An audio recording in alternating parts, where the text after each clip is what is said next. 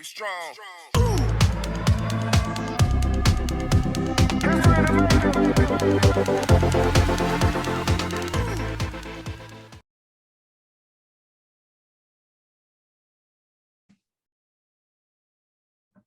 Well, hello, everybody, and welcome to this week's The Beautiful Bag podcast. This week, I'm coming at you with my newfound friend, Collin Jarvis. We met a few weeks ago out in Milwaukee doing a little filming for Hollister. So it was pretty cool to meet him. So we decided that, yes, he definitely needs to be on this podcast. He's got an amazing story, and I cannot wait for you guys to hear it. So, Collin, welcome to the podcast. Thanks, LeeAnne, and I appreciate you extending the invite. I'm excited to be here, and it was nice to get to meet you at that event with Hollister. Yeah, it really was. They put on such a good show. We were just talking about that right before we hit record, but yeah, they put on such a great production. So cannot wait to see the final product. Yeah, they always do a good job. They really do. By the time this podcast airs, everybody would have already seen it. If not, guys, it's on our social media, so you got to go back and check it.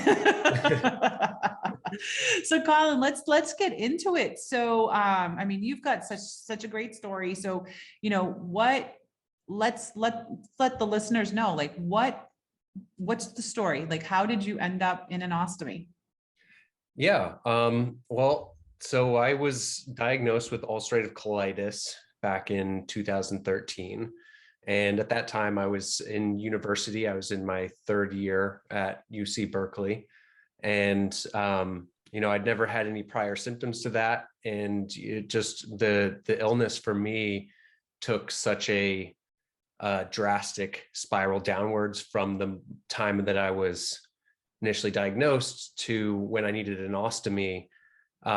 It was really only a course of 8 months in between, like, actually being diagnosed and needing to essentially have emergency surgery. So, I tried just about every pharmaceutical, holistic option, you name it, I tried it, and I just didn't really find any reprieve from any of that. And, just coming from a place where, while I was in college, I was competing for the track team, to have an illness like that, a chronic illness, come up and pretty much just level me was really challenging. And, I went from not even really knowing what ulcerative colitis was to having an ostomy in less than a year. So it was a pretty jarring situation. And I mean, I think anybody who goes through that's going to have that's like a similar challenge, but I just, the timeline for me was so short that you can kind of look at it a number of ways, but it was definitely a tough period in my life, that's for sure. Yeah, that sounds like it's, let's talk about that, because it was quick. You were still in school. Like you said, you were running track, you're a runner. It's what you do. So, how was that for you emotionally? Yeah. I mean, I think that beyond just the normal pain symptoms and fatigue and all of that come along with ulcerative colitis, that the psychological components were actually the most challenging things for me throughout that whole period. Because, running, being a collegiate athlete at that time was my whole life. I had spent from the age of probably 7 or 8 years old, I took the sport of track and field pretty seriously, with the ultimate goal of becoming an Olympian one day. And by the time I was in my third year in college, that was like starting to really look like it was an actual possibility, more than just like a kind of a pipe dream, because I was competing at the highest level and had just won a Pac-12 championship in the steeplechase. So, just shortly after kind of this astronomical rise to the top of my sport, to have it all kind of pulled out from under me was really, really hard, because I had this set of expectations that I kind of had put on myself to like achieve these certain benchmarks to further my path towards this really big goal that I had. And then, getting sick, I took it really hard. And just the like beyond that, the social aspect, like all of my friends in college were collegiate athletes as well. They were my teammates. And so getting sick, and then especially with a disease that I wasn't particularly comfortable talking about, it kind of alienated me from all of that. And I think that that was probably the most challenging aspect of the illness in general. So how did you get yourself through that? Like how did you come through that on the other side? Was it after you had your ostomy? Was it coming up to the decisions of, well, this is what life is, this is my illness, starting to understand the illness a little bit, maybe more? Yeah, I mean, I would say that it was with great difficulty. I think one of my problems, or one of the challenges that I faced throughout that whole period, both the illness and the subsequent recovery from surgery, and kind of wrapping your head around like, hey, what is it going to be like to have a medical appliance taped to your body 24/7? I struggled a lot because I was kind of applying that same type of mindset that had suited me so well as a long distance runner, where it's like, just stay the course, grit your teeth and bear it. Eventually you'll get to the finish line. And, with something like a chronic illness, there's not always really a finish line. And, the ostomy for me did remove all of those symptoms, like the painful symptoms, and gave me the ability to kind of reintegrate back into a normal life. But even those first 6 months with having an ostomy, it was like one challenge after another, primarily things that were self-imposed. And so it was just a matter of kind of trial and error. And, I needed to like slowly allow myself to take more risks. And when I say risks, it was like, in hindsight, really not something that's that risky, but it felt like a risk to, go out to dinner for multiple hours where you're not like gonna necessarily have a bathroom you're familiar with to change if a leak happens, so there's all those things that that any person with an ostomy is typically afraid of in the beginning. Those were things that I also kind of struggled with. And, coming out eventually on the other side, it was just a matter of like slowly checking those boxes off and like reassuring myself like, hey, yes, you can do this. And it's not as big of a worry as you initially thought. And as I kind of went down that journey, that was where I kind of developed a new passion beyond running to want to try and help other people manage the process of illness and subsequent surgery and recovery, and do a better job than I had. Because when I look back at my experience, I think I had a lot of struggle and challenge that was largely unnecessary had I just had a different perspective on it. And so that's kind of been my goal, to help share that with others. And you have been doing that. Now, I mean, would it have helped? Because if you Google anything or you look it up, it's all that's out there is you're like, oh, no, I don't want that, right? Would it have been helpful for you to really truly have a place to understand, or have a place like what you're doing now for other people, if you had known more people that were in the situation you were in? Yeah, I think everyone's needs are going to be a little different in terms of what's going to help them get through that process. And for me, it would have been helpful to see more examples of success stories from people that I related to, because I think there's a little bit of I don't think stigma is not the right word, but there's a reputation for ostomies being kind of more of an older person's appliance. And, that's just really not the case anymore. Like, there are lots and lots of young people that are getting these. And when I was doing a lot of my initial research, that was largely what I was seeing. And so it kind of felt like, yeah, well, it's great that so-and-so was able to go back and golf, but who's out there running marathons? And, it was just not super widely available for me to find those types of things. And again, my expectations for what I wanted to be able to do were pretty high. And so I think that just being able to see more of that would have been really helpful. Yeah. And now we are, right? So now we're, people are starting to speak a little bit more, and you're out there speaking a little bit more. Now, you end up, you're in your ostomy, you are a marathoner, you're running, you're doing all those beautiful things. Now let's talk about that. Like, what was it like for you to start running again after you had that ability? Like after you realized, okay, the initial, I'm afraid to walk out the door. I'm afraid somebody's going to bump me. I mean, all those first things that we have, like, I'm afraid to drive my car. How's the seatbelt going to sit on me? All those things. But you're back. I mean, it's been years later, and now, you run marathons. So you're back into running. What was it like for you in the beginning of getting yourself back to that place? Yeah. So, I mean, there were a lot of elements there that kind of these hurdles you have to get past in order to kind of gradually get back to doing those types of things.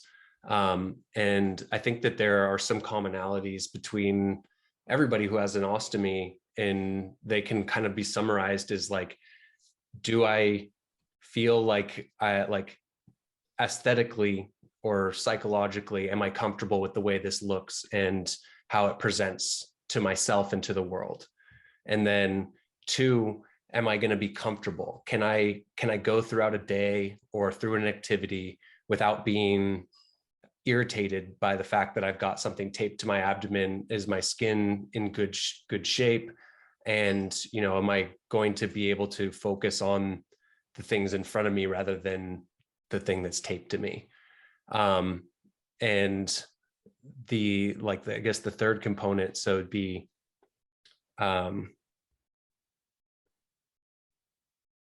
I had that thought and it's gone now, but so security, comfort, and, well, either way, those I think are a good summary kind of the main issues that people deal with. And it's like getting back to being athletic. It's not any different. You need to be able to feel confident in your appliance, and you need to be able to not have it be irritating you so that you can truly focus on what you want to do. For me, that was just a matter of being really gradual and doing a lot of research about how to rebuild the core strength to make sure that I didn't develop a hernia, because I know that that's a big issue, and hydration has been a big topic of focus for me.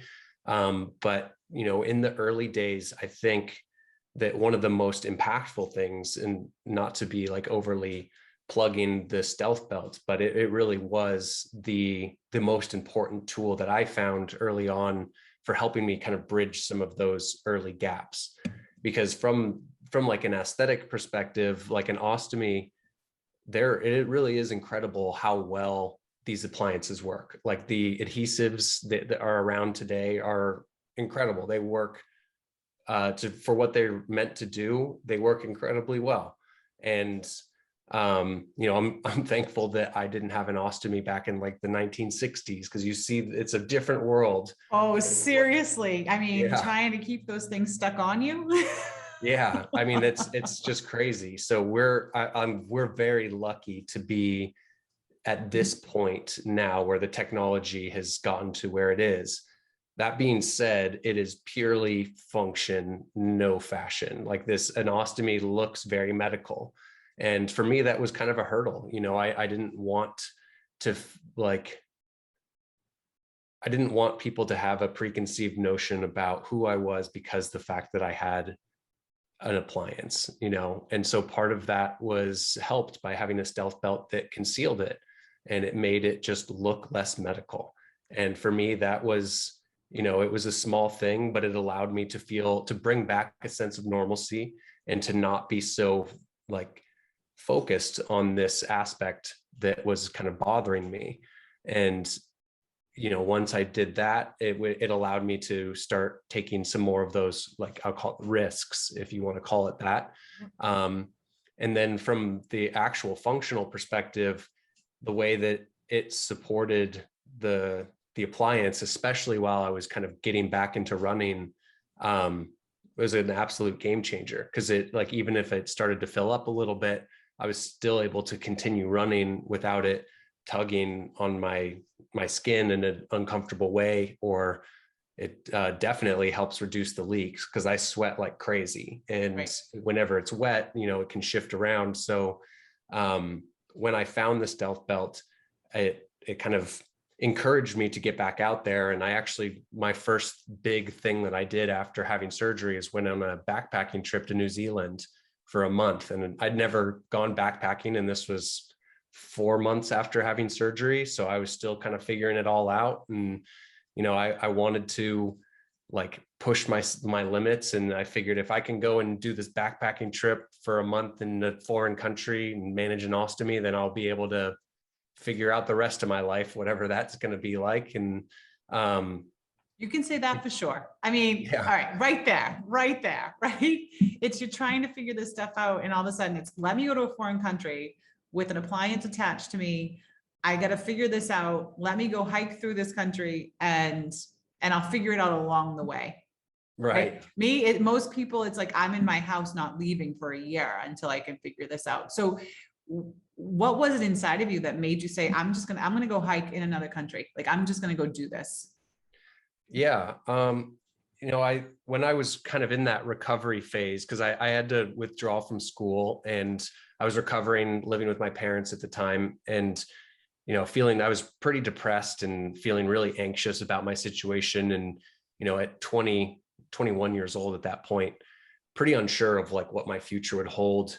But the benefit was I wasn't in pain. And so I was able to start really thinking further ahead, because when you're in pain, you're just moment to moment. But now I was able to think a little bit further. And as I kind of mapped out my potential future, I thought back to something that one of my professors at Cal had said, and he just quoted something to our class years before I'd even been diagnosed. And he said that only challenge produces the opportunity for greatness. And, that resonated with me back then, but for whatever reason, it came back into my mind in that moment while I was recovering.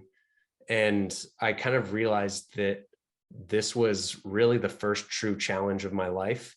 Whereas like all of the other things that had been challenges were kind of, I don't want to say they weren't challenges, but they just weren't quite as impactful. Like if I didn't make an Olympic team, then that's not really that big of a deal. Like, I want it to happen, but it's not going to like ruin my life if it doesn't. Whereas like getting a serious illness and like having these life-threatening things happen was truly an unavoidable, life-changing challenge. And it was in a category of its own that I had not experienced. And, my whole life I had thought that I was real good at taking on challenges. And then I realized like, hey, you've actually not done a very good job of this. You haven't looked for any potential positivity in here, and you're feeling real bad about yourself. And, and if you're going to make a change to the way that you're approaching life, you need to start shifting your perspective on what it means to have an ostomy. And so that was kind of the inspiration for like, let's go do something crazy. And like, I'd always wanted to go to New Zealand. It's a beautiful country, and I'm a huge Lord of the Rings geek. So they filmed it out there. I needed to go see what that was about. Of course you did. Of course you did. But like, it turned out that was like another huge part, like, because in order to do that, I found the stealth belt. It like kept the ball rolling, got me the confidence to make that trip. And then when I got there, I learned a lot. And some of the stuff is like, how do you change an ostomy in the middle of the night when you're sleeping in a hammock? Mm-hmm. And that's not quite as useful. How do you do that? How do you do that? With great care and difficulty. And a good flashlight. Yeah, the flashlight in the mouth, and just make sure you don't drop anything in the dirt. But like beyond just the little things that you learned, like as I was traveling from like city to city, we'd stay at these like hostels, the traveling hotels. And people there, I mean, you're in a very intimate environment when you're staying with 10 to 15 people in a small little room, and there's a lot of times gender neutral bathrooms with like showers that don't have like walls in between them. So it's like people are going to know you have an ostomy or that you've got something. And I got confronted a few times, not in like any negative way, but just out of curiosity, where somebody would be like, hey, what is that? And at first it was like just terrifying to have to talk to a stranger about this. But as I kind of told the story that I'm telling now and saw the reactions, I realized that a lot of those like negative feelings that I thought others might have about the fact that I had an ostomy were really just me kind of imposing that externally without having any proof. And then once I got out there and got that proof for myself, I realized like, no, this is not a limiter. This is a second chance to go and do all of the things you want to do in life and have a much deeper appreciation for all of it. Because, you know, now when I go out for a run later today, like in every single run I do now, I think back to what it was like to not have that available to me. And it just makes the whole process so much more meaningful. So yeah. Yeah, no, it does. And it's amazing. Not that we want people to go through what we've gone through to make a shift, right? But when you go through something that changes you, your confidence, just from you saying like it got easier for you to talk about it over and over. Like as people asked, like you were more like, oh no, somebody's going to ask me. And when they asked, it got it off your chest. And it seems like it became easier for you. And it really did help build your confidence. I'm thinking this New Zealand trip was just, was a perfect thing for you, because you must've came back from that like, okay, I can take on this world. I'm going to start doing the things that I love to do. Yeah, exactly. It really was. And I mean, maybe like going on a backpacking trip might not be that thing for everybody, but I think for me, it was, you know, because there's like so much of my identity is tied up in like my physicality, especially when that was happening at 21 years old and my whole life revolved around athletics. That I do think you're absolutely right. Like that was something that I needed to do to have that healing. And I think that everybody who goes through this process would be well suited to put some real thought into what is that thing that's just on the edge of like possibility that they can do to like kind of push their own personal limits. And it doesn't need to be a physical thing. It can be just a matter of like, hey, I haven't actually spoken to anybody about this in my life so far since having it.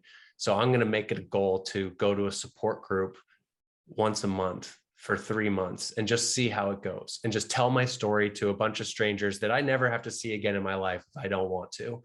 But like just that openness to being vulnerable and like taking an active approach in your physical and psychological recovery is, you know, that's the message that I kind of hope to be able to share since I made the decision to like start really working in this industry and reaching out to people.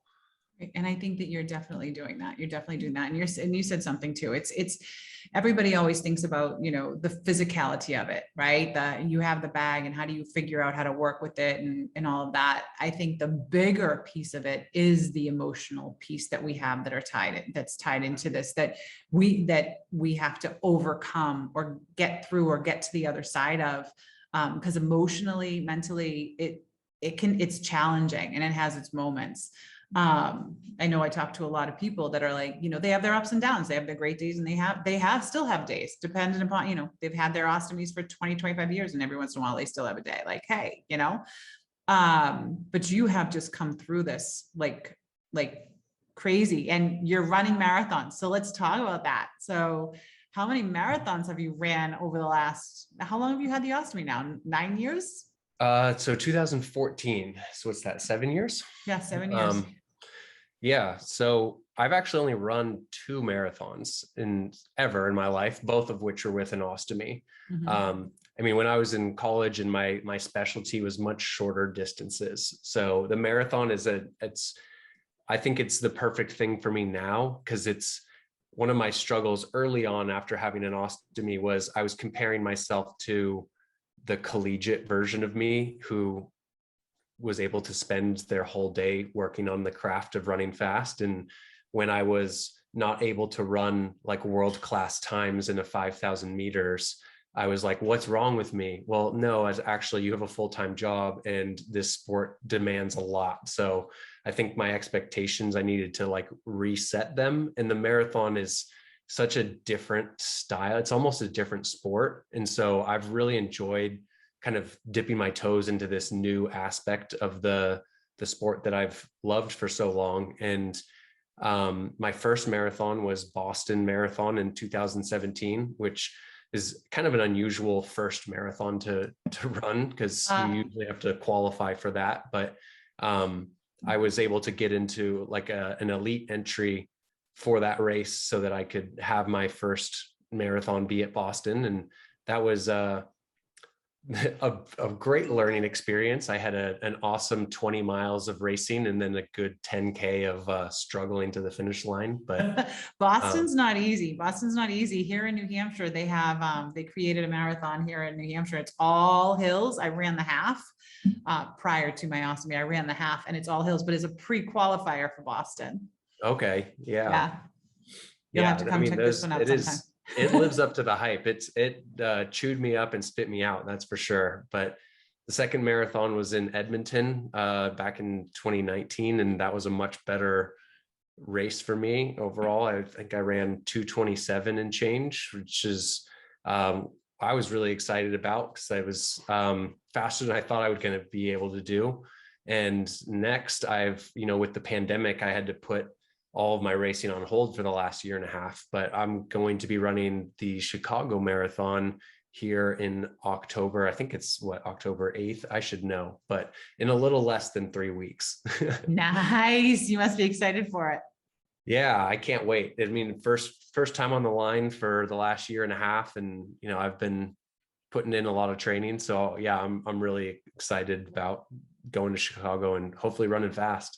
Yeah, I'm sure you are. We're all going to be hoping for that for you, for sure. So Collin, this has been absolutely amazing. And I truly appreciate you sharing your story with us all. If there was one thing that you would want to leave the listeners with, what would that be? Oh boy, one thing. That's tough. Mm-hmm.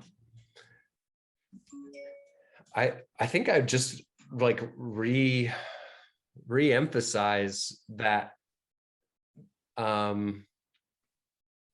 what we were talking about the like kind of challenging yourself, and maybe I'll bring a little bit more clarity to what I mean. But the goal for recovery, or like a psychological recovery, and you're never going, like you said, it's never going to be perfect. Everyone's going to have those days. I surely still have them. But in order to get it to be less and less frequent and more manageable, it's all about shifting your perspective. And that can be really tough to do. But I think you do need to kind of find your limits and then push them slightly in order to make that happen. And so, put some thought into what scares you, and, go try to become less afraid of it by doing it. And that I think will be like one of the biggest tools that you can use for your recovery. So just, be patient with yourself and push the boundaries, and you'll find that eventually you'll be able to see the ostomy for what it is. And it's a second chance and a good reason to have more appreciation for the little things in life. I love it. And there goes a motorcycle right by the place. Every once in a while I'm hearing them go by. I'm like, all right, mute. No, that was amazing. And Collin, if anybody was to find you, wanted to reach out, wanted to learn more about the stealth belt, which you are a part of as well, where is the best place for them to find you? Is it on social media? Is it going to the website? Where should people reach out to you? Yeah, I mean, it depends on what they want, but I am on social media. So like Instagram, Facebook, Twitter, not super active on that one, but on the main social media platforms, you can find me. It's just my name. I'm pretty open. And I try to share as honestly and openly as I can. But if there's questions about Stealth Belt, the website's probably the best place to check. But I get tons of people who reach out to me through social media with any number of questions, ostomy or running related, and I'm always happy to respond. So don't hesitate if you want to get in touch. I'm happy to chat with people. I'm sure that people will be reaching out to you for sure, especially when it comes to how do we run with an ostomy? Tell me more. Give me some tips. All Left that other foot fun first, stuff. then the right one. Same way, left first. Yep. I usually go right left. Oh man, you've been doing it wrong. I've been doing it right. See, I need a running coach. You'll have to come to New Hampshire and train me how to run. I love it. Well, Collin, thank you so much for being here with us this week. Really, truly, I would appreciated it. Yeah, it's been my pleasure. Thanks again for having me.